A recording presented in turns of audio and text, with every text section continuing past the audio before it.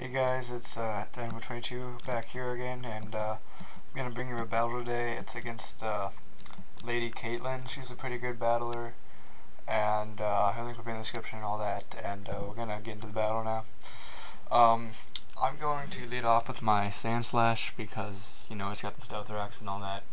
And she's gonna lead off with Musharna. Now this is gonna be a bad matchup for me. I'm gonna, the obvious move here is gonna be the Stab 42 level higher move, and Sandslash's special defense I don't think is good enough to take that, so I'm just going to make the safe play here and go into Krookodile, who can absorb the Psychic and as a bonus get the Intimidate from Musharna's very scary physical attacks that gotta watch out for physical Musharna. It'll get you every time. So now that it's intimidated and its attack power is worthless, I'm going to predict the switch. I'm going to go back into Sandslash.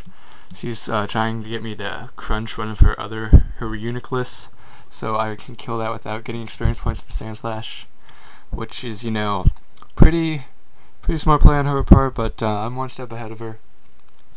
And so now I've got the Sandslash on Reuniclus again, and this is a matchup I want because now I am 42 levels lower, so I think I can safely switch into, I would say Krookodile, but she's probably going to Energy Ball me, so I'm going to switch into Gigalith as death fodder here, and hopefully she kills me.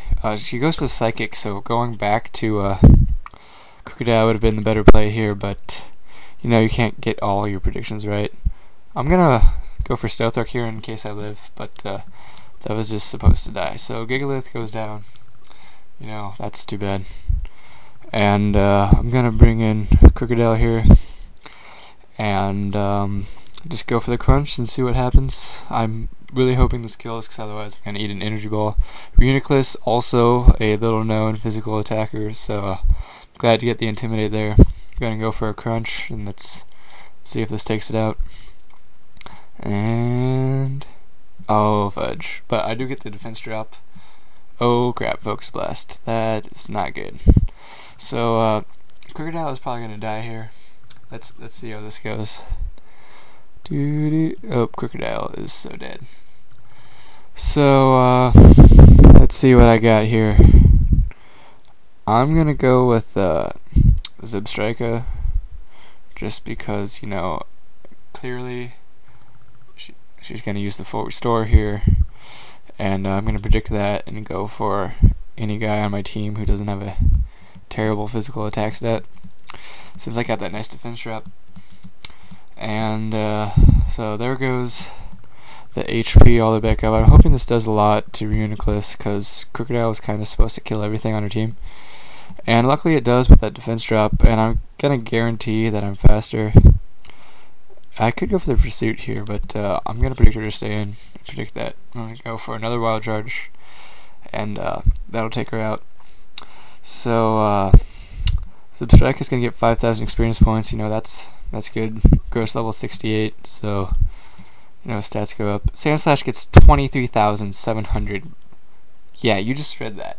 And, so yeah, that's enough of that fake narration stuff. Holy crap, that was hard to keep a straight face for, but that went on longer than I wanted it to. Krookodile was not supposed to die there, and I just want to show you how much freaking experience points I can get from legitimate sources. So I want to get a video up basically because I'm in school now, and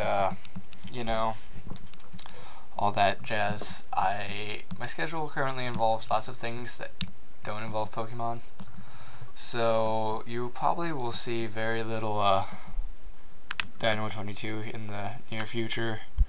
So I just thought I'd let you all know I am alive. I'm still thinking about you, but probably not. My current schedule involves waking up, going to school, going to cross country, lifting weights, coming back home.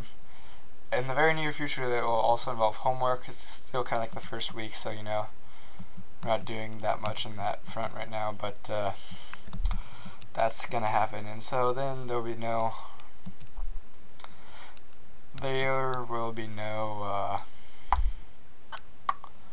22 battles for you to enjoy. But I wanted to let you know that that's kind of the deal. I want to get something up. I look in my little folder of unnarrated battles, and I have a battle that is really awesome, but I only got the last 2 minutes of it. A live recording I tried, which is super terrible, but I only kept because the battle DC'd, and so in case it ever comes to the point that I need to actually like prove that I don't like just run on people and stuff, I've got that locked away in the good old archives, and you don't actually want to see that unless you do, but I doubt it. And let's see, what else was it? Oh, there's the most train wreck of a narration ever attempted. I was gonna like do a little video for my 4th gen team, since as you can see I'm breeding for 5th gen now. That's kind of another thing I wanted to show you here, is that's my Sandslash. All 6 of the Pokemon that I wish to use have been successfully bred. To my surprise, getting them to level 100 takes like half an hour, which you can see why when I get 23,000 and actually even greater improve. Like before I was getting like 15,000, but I figured out a way to get even more, so you know, that's great.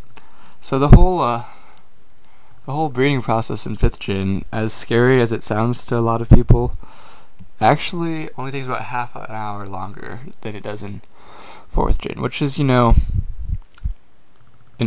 infinity basically. But I love it when it does that. Actually, the little bar comes in, and then their little bar comes in. Looks pretty cool. But anyway, even though I'm still breeding in 5th gen, it's not like that's an impossible thing to do, as scary as it sounds with the no level up thing. But yeah, I've got a 5th gen team coming along. I still need to EV train 2 of them. 2 of them are actually completely legitimately done, like level 100, right moves, right item, and everything. So you know, that's fantastic. 26,000 experience points, if you didn't catch that, for Sandslash. 26,000. And may I remind you, I don't actually hack, because that would defeat the purpose of breeding. I mean, what if you're just gonna hack them? Might as well not waste several months of my life. But yeah, this is the first Elite Four person that I've ever faced with Sandslash, and I'm up to level 40, so you know, good things are occurring here. Actually, I'm still growing levels. I forgot I got 26,000 experience points. So yeah, that's pretty much what I have to say there. Let's see, I'm only down to 3 Pokemon here. I'm getting kind of careless. It's hard to battle Elite Four members and come up with something to say at the same time, because I guarantee you I'm gonna forget to mention something I wanted to, and that's stupid because I've got a lot of time here to fill. Let's see, other things. Oh yeah, after cross country comes swim season, and I will be even less likely to get something uploaded during swim season. But in between there's like a week or 2, and during that time I have 8th period off, so I can like come home and do something maybe. My Wi-Fi has also been incredibly terrible recently, so you know, that's something to look forward to. But we'll see. We'll just see how it goes. I don't know. I was going to have a 10 sub special, which would be a guest narration done by NBZ, but that's kind of not really happened. You know, he's not the he's a super awesome person, but I think he gets distracted pretty easily. So he said he'd do that for me like 4 weeks ago, and I've kind of reminded him like about 4 times since then. He's doing me a favor, so I don't want to like keep bringing it up. So at this point, I just said whatever. If he ever does it, that'd be super fantastic. If he doesn't, I understand. So See, any other news I have? Well, I guess if you wanna like leave a comment or something, I still get on YouTube often. I will respond to that for you if you like to ask me a question or something. I don't know if you want me to try and re-narrate the 4th gen team explainer thingy, because you know I kind of think it's interesting how I came up with my team. You may or may not care. I might just cut to like just individual movesets for like one Pokemon at a time. I guess I could at this point go ahead and inform you that Ampharos, his nickname is, oh, what's it called? It's like NASA. What the heck are those? Or like, oh geez, I bumped it. The letters stand for something. You know, I actually know this pretty easily, but you know how your brain doesn't work when you would kind of like it to. That's what's going on right now. But acronym, there it is. I knew it. Anyway, it's an acronym.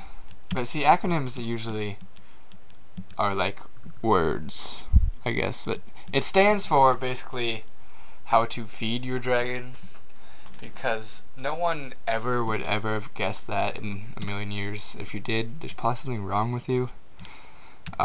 You think like a crazy man, because that's how I came up with it. But no, I like that. Ampharos is literally about the slowest Pokemon ever. It's got a speed lowering nature because it's the first Pokemon I ever, and I was just going for something that didn't lower something important because my in-game Ampharos was jolly nature. So you know,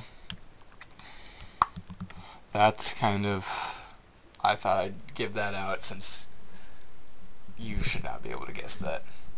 So oh yeah, the reference is to sheep in How to Train Your Dragon. I actually saw that movie a long time ago, so I don't know how I thought of that because I came up with the nickname much later.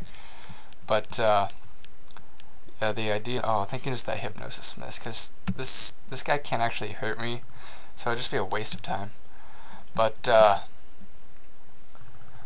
yeah, what was it? Oh yes, the sheep in How to Train Your Dragon.